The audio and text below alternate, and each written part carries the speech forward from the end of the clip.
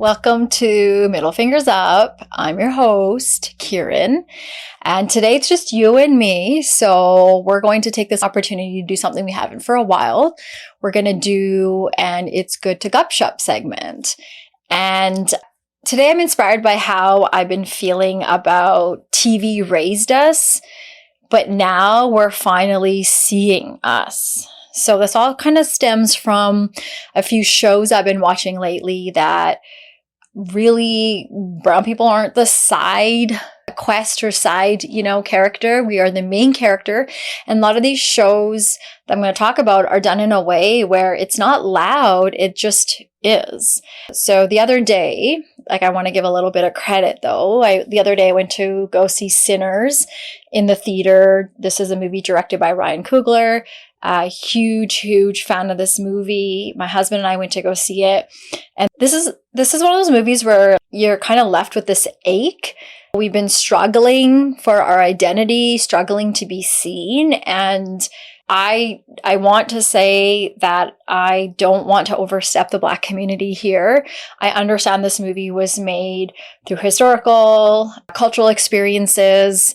This is a movie that calls to the Black community and helps them do some healing. And at the same time, though, there's something magical. There's something so validating about being seen in someone else's story through the visualization, through the dialogue, through the symbolism. A lot of points that were made in this story really felt like home and part of my learning journey that I've been on as a Punjabi girl.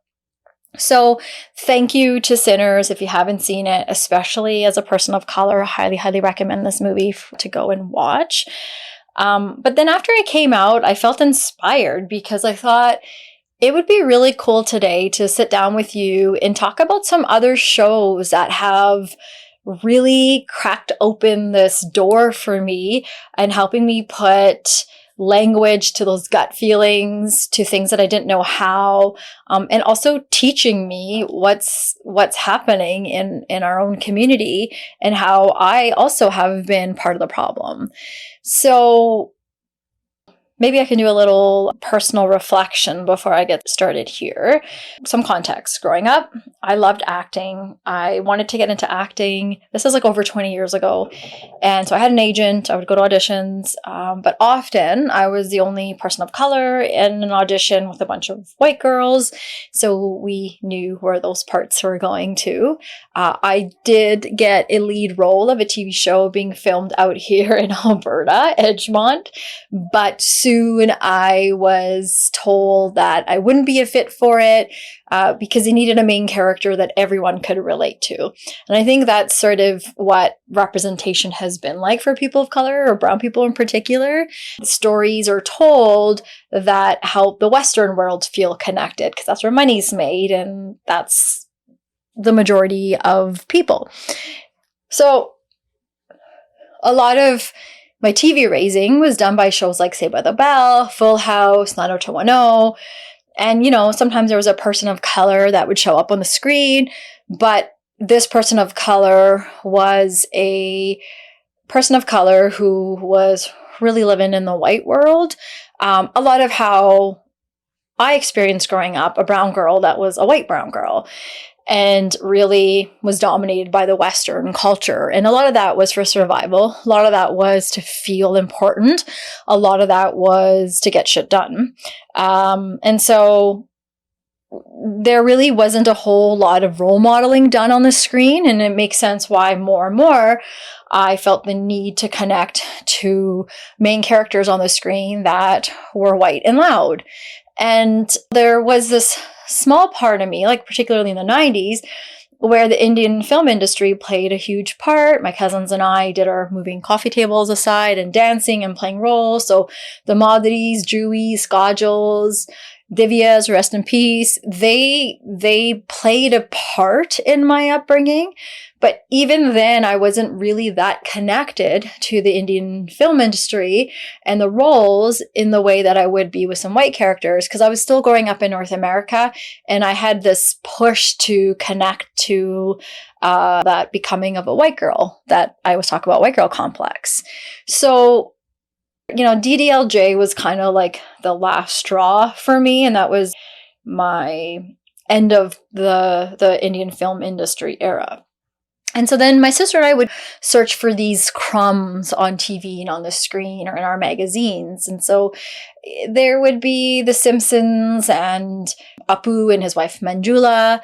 But these were characters that were voiced by white people, lots of making fun of the culture, lots of making fun of the accents. So that didn't translate well off screen because a lot of the kids were not kind, a lot of the adults weren't kind, and it was really taken as an opportunity. And for some reason, white people think that we like laughing at ourselves too.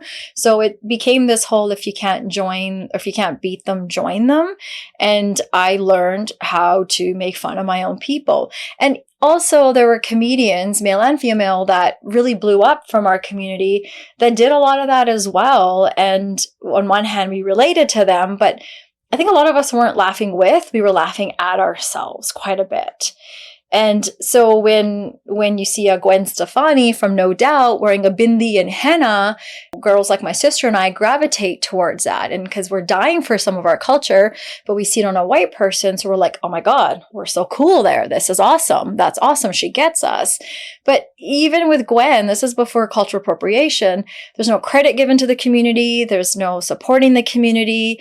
It's what we now know as what is tokenism. A lot of white people taking the fun, pretty, money-making parts of our community and then selling it back to us. So then when Mindy Kaling came along, that was like huge for my sister and I. It was a compliment to be told that we talk like her. It was inspiring to see books, her writing, her on the screen. But again, she was a white brown girl. So this kind of really pushed us even more to do the thing of being a white brown girl versus having roles and parts in the Western world that honor who we are. And you can see the strengthening of the white girl complex through media at the time. It made a lot of sense. You took what you got and you didn't complain about it. You appreciated that there was something being done, and that kind of allowed us to be in this small little margin of just accept something, but nothing worthy and nothing impactful. And so this is all then, but knowing now, because hindsight's a bitch, so knowing what we know now and what a lot of us are learning and unlearning and all that stuff, I think it helps us understand where the standard was set for us and why we fell into that. And I'm very appreciative today, the artists out there from our community that are pushing those limits and helping us see that we all can do that. So even back then, before we had the words for cultural appropriation or internalized racism, there was one movie that was a huge hit, but in some ways also slipped through the cracks. And at the time when this movie came out, I remember like big part of me sort of gasped and felt really connected to the main character was a brown girl. And for a lot of us brown girls growing up, and we're in this Western world where you have all this privilege and voice and all that, but also many of us come from homes where we follow our customs and we're taught to get married, to have kids, go get an education, and these creative outlets and these innovative parts of us are sort of tucked in. And so when you see a girl on the screen who's chasing after a passion and a dream, you can't help but like run with her and say, yeah, let's do it. Yes, you called it. The movie I'm talking about is Bend It Like Beckham. So Bend It Like Beckham came out in 2002. It was directed by Gurinder Chadha, and it can be found everywhere. But it was definitely this tiny little opening of what it would feel like to have yourself represented in a way that truly fits the things and issues that you might be going through. You have immigrant parents raising kids in the Western world, and the conflict a lot of our parents are going through with many of us born and raised in the North American culture. So wanted to give a shout out to this movie, even though it was a while back. And so this movie planted seeds. And then, you fast forward, what happens when these seeds grow? When the stories no longer ask for permission, they're instead here to speak the truth, whether the truth is messy, whether it's beautiful, whether it doesn't make sense. All these sorts of things are done in a way that I think help us acknowledge our immigrant parents, high-five them and the struggles they had, but also feel like we can go on and break some barriers. And if doors aren't going to open for us, we're going to build the door, we're going to create the space, we're going to do this ourselves. And there's been this transition about racism that's coming through politics, this conversation about the economy and the focus on the economy, this new way of being racist and this nice way that hits us in ways that sometimes we don't even understand. All that taught us over the years, like, we've dealt with racism, it's not so crazy, it's not so bad. Meanwhile, it's impacting so many of us on so many levels. And so when creativity meets what's happening in the real world, then you see heroes being born, because these heroes are pushing barriers and encouraging us to see what's happening before our eyes, and also validating us at the same time that we're not crazy and being gaslit, that we are being taught to be molded in a certain Western way, and if we're not white, we're not right, and speak in small, little, and tiny ways and shrink. And the show that I'm about to talk about helps us unshrink and undo all of that. So yes, you guessed it, I'm talking about Late Bloomer. This show came out in 2024, and it was created by Jasmeet Rana, and it is streaming on Crave Canada. So Late Bloomer, for me, is the first time I've seen true representation. The set, the talk, you're not talking with accents. You have a full-on sick boy telling his story, wearing a turban, and he's the main character, and he's talking about the things in the way that a lot of us brown kids have experienced, and particularly kids in my generation that are just on the cusp of breaking barriers, but his generation and beyond are sort of helping break these. He doesn't flirt with representation. He's like, hey, we're here and this is how we're going to do it. What I love about this show is it covers queerness, it covers identity issues, it covers issues within family dynamics of a brown family, but also the impacts of our community that we're growing up in. It covers family secrets, classes, and so much more. So I kind of want to talk a little bit about this. So as I said, he didn't just make a funny show. He's exposing the daily contradictions of being brown in a white world. When I was in grade 5, I remember writing this story and my teacher's editing it, and she makes fun of me, silly girl. The world's not white, because I had written the whole white world. Flash forward to years later, I remember that story and I was like, oh my God, cringe, super embarrassed. I can't believe that I said that. I meant to say the whole wide world. And then fast forward to me in my 40s, relearning, oh my gosh, you were so smart, grade 5, Karen. You knew exactly what it was. We were being raised in the white world.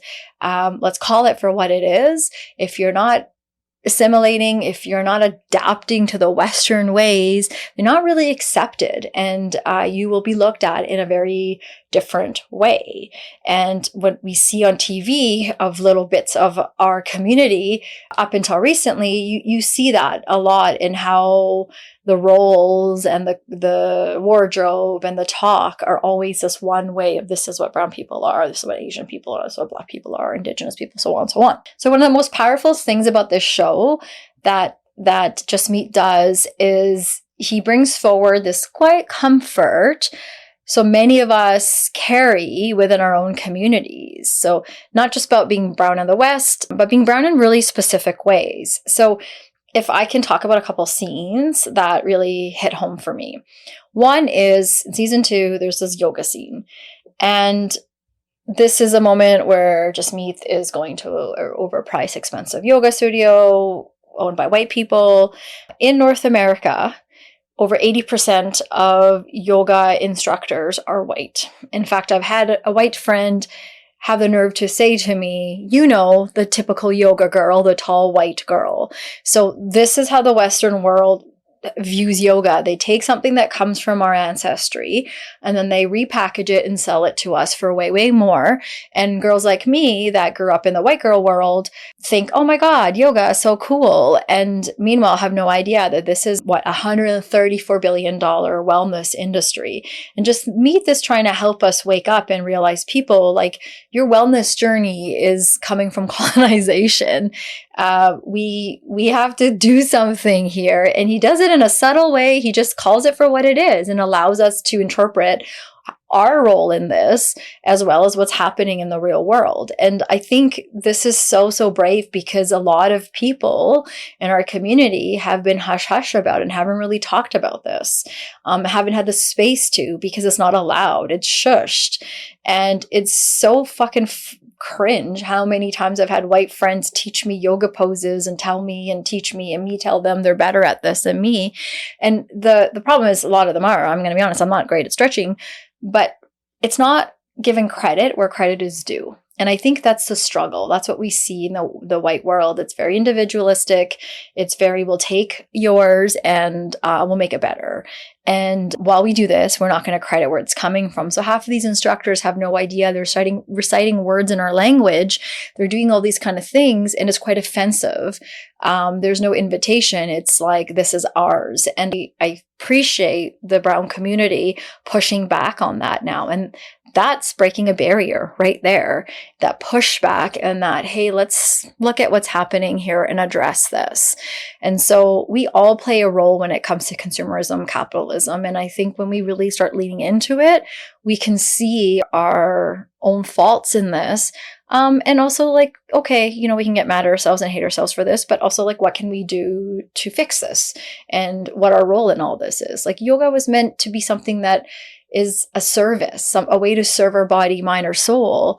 And it's so disrespectful in how you're paying $30-$40 a class to do something that is so disconnected from the place that it came from. It reminds me of, like I said, this is opening a door. So it reminds me of going to a woman's show and here in Calgary, and a white friend was like dying to take my brown friend and I to a particular booth because she felt like we'd really connect to this booth and it was so exciting.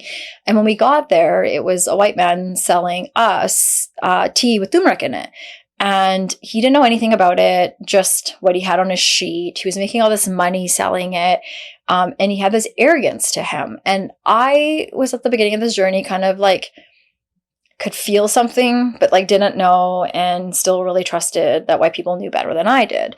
And thankfully this brown friend was further ahead and like pushed back quite a bit with him, and did what she could do in claiming back. And I think the hardest part of this is afterwards, you know, this white friend, not her fault, she didn't know this, but what often happens is then our white friends go and hide after that.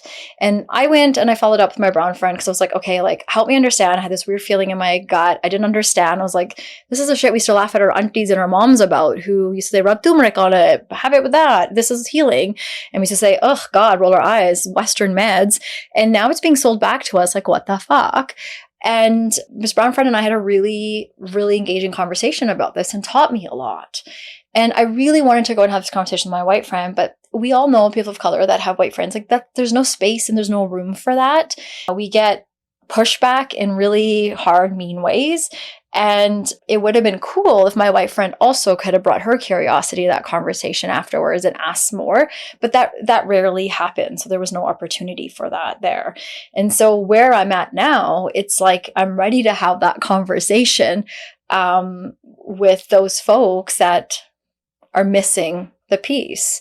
So grateful to be in spaces with brown people who are further ahead and are teaching us, and Jasmeet is one of them. So while this was about a yoga scene, there's such a huge learning curve in so many other ways. And I think what we're really good at in our community as people of color is we understand a lot of these events, a lot of these situations aren't in isolation. They're connected to other stories, other events. And we don't see them as just one little yoga scene. We see how that scene connects us and opens more windows and open doors to what the Western world is doing to our cultures and the modern day way of being colonized. And I think that's genius, that you can make me laugh so hard, which helps heal as well, and walk away thinking and figuring out, okay, what's my part in this? Huge thing. So thank you for teaching us that we're not crazy and that we're being gaslit. Appreciate it. So there's a couple more scenes about late bloomers that I love to chat about.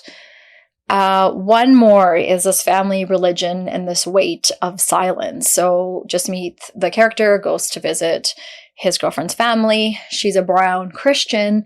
And this scene is so important because for me, it really talks about how so many of us in our own community are divided, and the caste system, colorism, religion, all these kinds of things that came through during colonization back with India and the Brits that have carried over into today, modern world, and still exists. But because we're so many generations in, we don't realize that. And for me growing up, these weren't things that my family and I talked about. We didn't talk about colonization. That was too painful. And to be honest, a lot of brown people were grateful for it. And so there was very little room, because when you're trying to leave the motherland to come to something better, you do what the white people tell you, which is be grateful that you're here. And so you show your gratefulness. And then you have these survivalist immigrant parents raising kids born in this country like me that are pushing back and being like, Western world, I'm white. And so my parents are like, well, I'd rather you not go through racism in the same way I did. So, okay, you do you. I don't know how to argue you. There's lots of dynamics happening. There's no blame here. And when shows like this come on, we can call our parents, and we do. And we can bring our kids to the table and say, like, here's a topic. Let's have this conversation. Let's watch this. So in this scene, yeah, it's like on surface awkward and funny, but beneath it really, really talks about all of these different pathways that lead us to divide, and how the girlfriend's parents saw about yoga today versus what Jasmeet, a practicing Sikh, is making sense of. Really, really powerful scene. I said a couple seconds ago, like, we never asked these questions. We never had these conversations. But the beauty of when you are aware and present and recognize your own internalized work that you have to do and where things are coming from, you realize like it's never too late to ask these questions, never too late to go back and take care of some of that unfinished business. And shows like this help us go back and do that. And I really appreciate that, because that helps us move forward. Okay, so one scene, so tiny, so small, but it's like this whisper of huge validation. So usually when I'm watching Western shows, I'm going to my husband and I'm like, those nuances that I don't get, I'm like, why did he look at her that way? Or what was that? Or what does that mean? Or where does that come from? And, he's explaining things to me. But finally, a show where brown people are the main character, and the show isn't made for white people, it's made for our community. And so Jasmeet is doing what he knows best, where he comes from. And there's a scene where his girlfriend's going to meet him somewhere in the community, but it shows him arriving alone. So my husband's like, hey, I thought the girlfriend was coming too. How come she's not going? And all of us brown people know we never arrive at these things together, because our family's approval is so important. We have to do things, though, in secrecy and hide them. And this relationship wasn't approved of.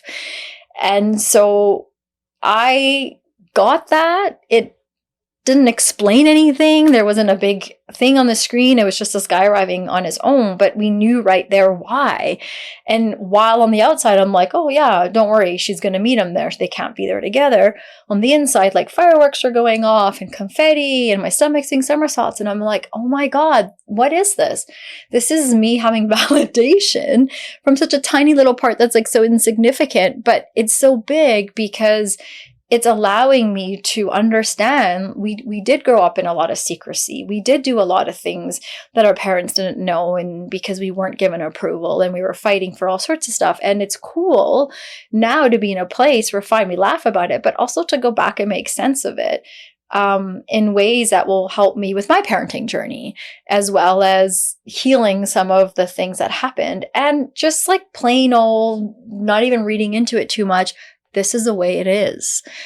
I love that. I love that so much. So anyways, appreciate the validation. Doesn't always have to shout. These little whispers, like we're picking up on them, and they build. So I'm really grateful for shows like Late Bloomer, because they're not just telling stories or giving a piece of ourselves back to us, which is really cool for someone like me who's been on this unraveling journey and trying to figure out this whole who am I, and making amends with some things that I'm not feeling very great about, a lot of guilt with my own internalized racism. An episode in season 2 of Late Bloomer is this model minority one. So the international students episode, you get to watch this whole layered episode of overworked, alone students carrying dreams and pressure. And I think a great door opener for us within our community is, I've already said this before, but it's this being pitted against each other and how we ourselves as brown people view our own students or other people from our community. And I think we are greater together, and not even just on a global level, but even in our own community, we have so much work to do together than not. And if we can start to see these things, we can actually work through and heal. And that whole episode was a really, really important one to recognize how quick we are to dismiss our own, and we underestimate our own community, particularly our students, and what a day in the life is like for one. And really appreciated that one. That was crazy. A lot of what I'm talking about is representation versus reclaiming. Like, we used to beg for inclusion, and now we're just reclaiming space, creating space where we can. And that's huge. And there's a lot of strength in that. And it's also doing something for a first time. And so sometimes I think we're hard, even when you talk to other people that maybe watch the show and think, oh, this show is 2 thumbs down, and like the writing and like this. And I think we have to give each other grace, because we're just starting this. We're just doing stuff like this. And we don't have the years and years and years of experience in the way the Western TV and indie TV does. So I think we have to also give credit where credit is, because there's nothing to compare to. Just Meath is doing something that hasn't been done before, and he's kind of paving the way while he's doing it. And that's huge. That's, again, where heroes are born. I appreciate like the biases, right? The colorism, the shame, the internalized racism, colonization, all the stuff that we are dealing with every single day, and the lack of awareness some of us have, the differences in my house versus yours, but there's a lot of similarity.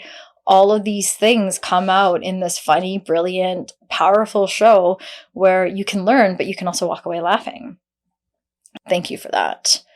And then there are stories that don't just reflect you, but it's like that roar within you, the sacred anger we talk about, that's connected to our ancestry that so many of us are disconnected from, that rage. And you're like, I don't know where this anger is coming from. I have all this rage within. What is this? What is this? And as we bring it out, we get to make sense of it.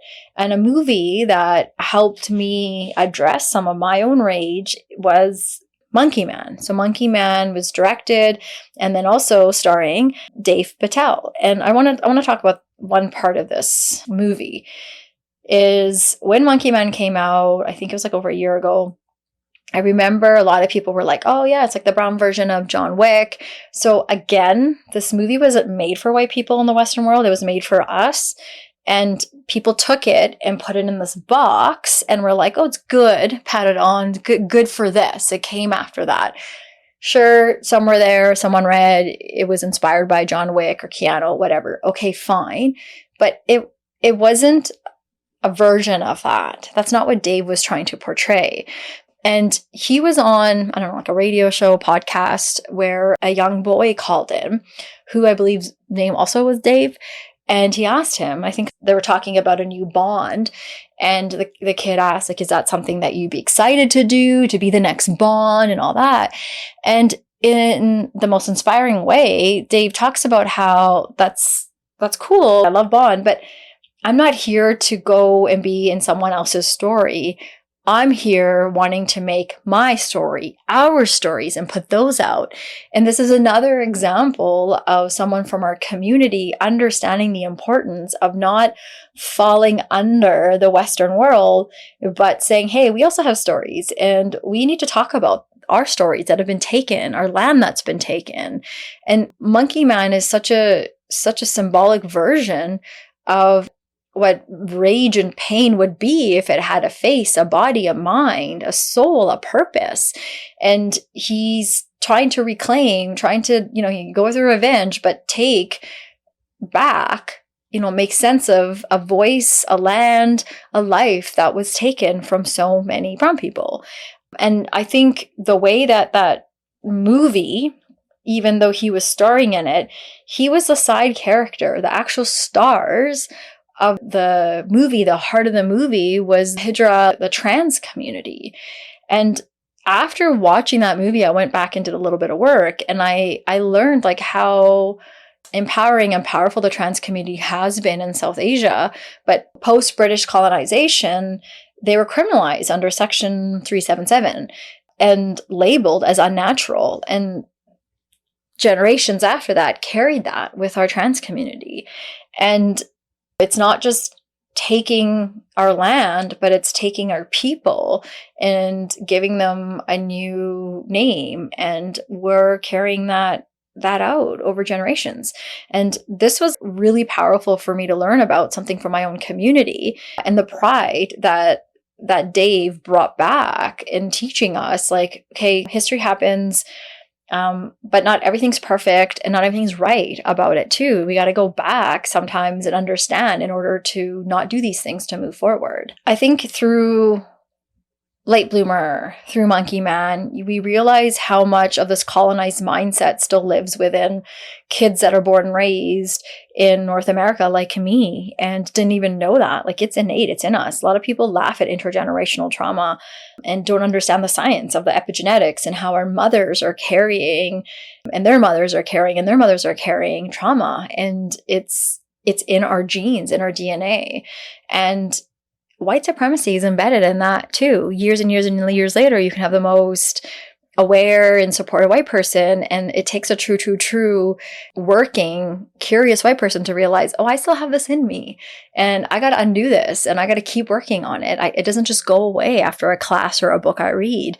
And I'm learning that in so many ways, like that I have so much of this internalized racism in me that I've been unpacking and learning and growing. And so I didn't know all this stuff. And I'm grateful for these movies and these books and these people that have come into my life that are giving me tidbits of knowledge that allow me to go and want to learn more and figure out where's my role in this, because I'm also a parent who's trying to parent kids that can continue to break cycles. So super grateful for this movie. Thank you, Dave. I hope that we see more stories that come from our ancestors in the way that you did with Monkey Man. So if Monkey Man is a scream, then the soft exhale is the show Mo. It's a moment you let your shoulders drop and really open up to war, genocide, immigration, poverty, all happening in North America at the same time. So I think Mo was a really, really good show, even before Late Bloomer. I remember calling my mom and dad and saying, I really think Mom, Papa, you guys should watch this. I think, I have parents, we all have elders that are doing their own work. And how cool is it to have generations before us have the opportunity to watch shows like this that teach beyond what even our elders know. So Mo is all about land, laughing, loyalty through pain. And it's created by Mo Amer and Rami Youssef. You can watch it on Netflix. He's a Palestinian American. And through humor, he invites us to see a deeply human experience of displacement and what that does. And so there's a lot of family dynamics, and then it's the connection to the outside world. It sets place in his home of Houston, Texas, and this process that he and his family's going through. I think something that really, really, really sticks out for me and Mo is his mom. You have an immigrant mom that through whatever fear she may have had, bravery, finds a way to like get her kids to this new country. But when she's in this new country, she's underestimated. And you see the gray hair, you see the wrinkles, you see this soft, I don't have a whole lot to offer kind of a thing, but yet there's a fight in this woman. And then you see her go back to her homeland and touch her dirt, touch her land, laugh with her people. And her own kids are seeing a mom they've never seen before in America. And I think this is a really, really good salute to our elders, to our parents, our family members that have sacrificed so, so much to come to a country where they're told, be grateful you're here. And in their case, they're seeking asylum and they're going through this whole process and they have to be grateful for it. But at the same time, there's no space for that either. And so I feel it's a great tribute for my generation, younger generation, to understand like our elders have so many stories that are sacred, and we should be looking to them if we're not, and learning and understanding where a lot of the knowledge of our ancestry comes from. The other thing with this show is if it hasn't been for you, the cognitive dissonance is so, so real. Like if Gaza can be treated this way, and yet we live in North America, who's to say we're not next? I've had friends ask about ethnic cleansing openly at a Christmas dinner and think it's okay to say, well, why can't these people leave? And you're like, oh dear God. And I live in a scary province of Alberta that has a scary premier that is in her own way trying to do a lot of this. And I think we're so in it, but yet we're so far removed from it because we take freedom and safety as like a false sense of security at times as well. And I think that as children of immigrants, many of us, we see injustice, but then we've also inherited all these biases growing up. And there's this like, which is it? Which is it? And we all have, to each our own, we all have our journey. But those of us that can understand that and work through that, I think we should talk more, because I think there's a lot of learning to and from each other as well. And Palestine, Israel, India, Pakistan, there's like a long history here. And you can respect the past and still see the pain of the present. And I'll leave it at that with Mo. Remember how I said I'll leave it at that with Mo? I'm gonna say one more thing. So reflections, just like the reality of privilege. Something that sits in my head a lot is I've had a white friend, a couple of them remind me of like, what are you complaining about? You have so much privilege. And you don't have to tell me that, white person, because I know I have privilege. I'm a brown girl that has a voice. I have a mic I'm talking into, and I have zero fucks and zero fear when I get to record these episodes and say the things that are truly on my mind. I got to push back. I also know there's brown girls that were born and raised in this country like me who don't have that kind of voice. I know there's brown girls back home in India and other parts of the world that also don't have that voice. So I think I recognize where my privilege is. And at the same time, I'm living in an all-white community where I'm constantly reminded of it too, in the way people look at me, the way people don't acknowledge me, the way they make a point to follow and acknowledge me. White friends that I've had that in their subtle, kind, nice, racist ways remind me that. So it is really fucking weird to be reminded by white people about the privilege you have when we're all living in a land that is none of ours. So I think for other brown people out there that keep shrinking themselves and keep choosing to not speak up and share their stories of workplace racism, stories of racism in their own homes, with their white in-laws, with their community. I really, really hope MFU is a place where we can continue to unpack more of that together. I know I'm not the only one going through this.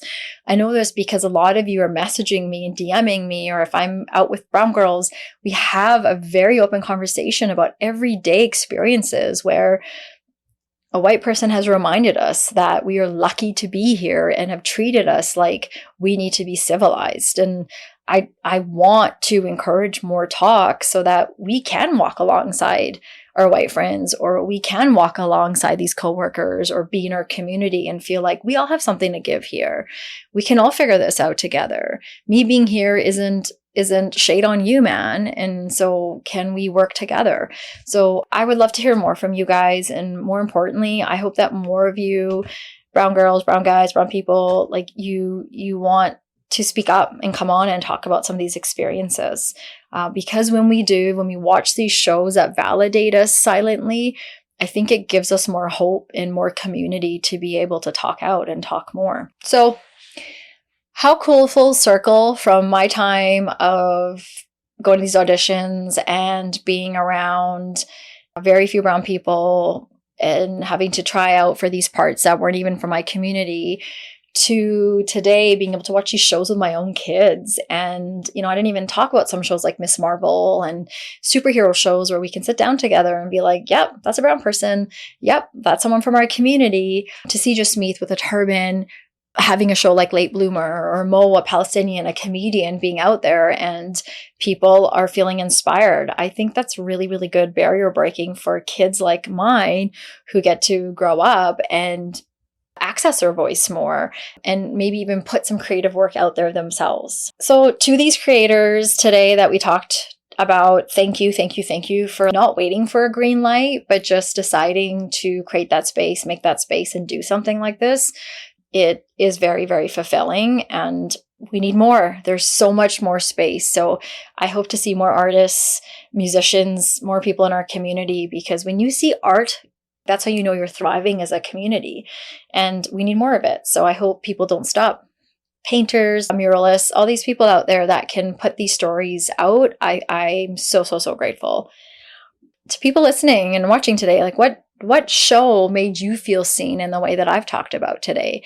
Reach out, let me know. Maybe there's more shows from our community that I'm not even aware of. And I think it'd be so cool if we can continue to build a list, and it's our resource hub, an opportunity for us to learn and grow in a lighthearted way. These creators and directors and artists are doing what storytelling is meant to do. It's meant to build a bridge that connects worlds, open hearts. It encourages us to look at the uncomfortable truths of the world that we grew up in, that are growing up in, that are existing in, and saying, look, these conversations are necessary across generations. So that is inspiration on a whole different level that a lot of our ancestors would relate to and connect in terms of the way that they were telling stories back in the day. The shows and films I've shared today, Sinners, Late Bloomer, Bend It Like Beckham, Mo, Monkey Man, they didn't necessarily hand me answers or anything like that. They did something a little bit, I think, more impactful. They handed me a mirror. They handed me tools to sort of reflect and see where I sit in this, what my role in this is. And they've offered healing on levels that I think some of us didn't even know existed, at least for me. And that is something that I'm so grateful for. And I really wanted to make sure I didn't leave today's episode without sharing that with you guys. So, and maybe that's what storytelling is meant to do, right? It's not just meant to entertain us or educate us. It's to return us to ourselves again and flick that porch light on and keep it on so that we find that path back. And what could be more impactful than that? So I can't tell you, and I won't tell you to go watch these shows. Actually, fuck it. Go watch these shows if you haven't. But I also want to ask, like, when was the last time a story made you feel seen and less alone? Made you call your parents, made you call your sister, made you have a long, long talk in a group chat. If any of that speaks to you, like maybe there's something here for you too. And maybe you'll sit with one of these stories tonight. Maybe you'll, instead of watching Modern Family, you'll flick on Mo Tonight on Netflix. But maybe next time you're at the cinemas, you buy a ticket for a movie that you don't see yourself as a main character, or it's not from your community. It's from a whole different community, and you walk out learning something that was so important to you, that connects you to an important person of color in your life, or in general, just awareness of what's going on in the world. I think that is amazing. I think, remember with storytelling, stay curious, lean in, listen harder to see yourself and others more clearly. And if we can leave here today with middle fingers up, I think a big one that I would like to share is middle fingers up to things we mocked before we knew better. Thank you so much for It's Good to Gup Shup with me today. Hope to hear from you guys. Have a good one.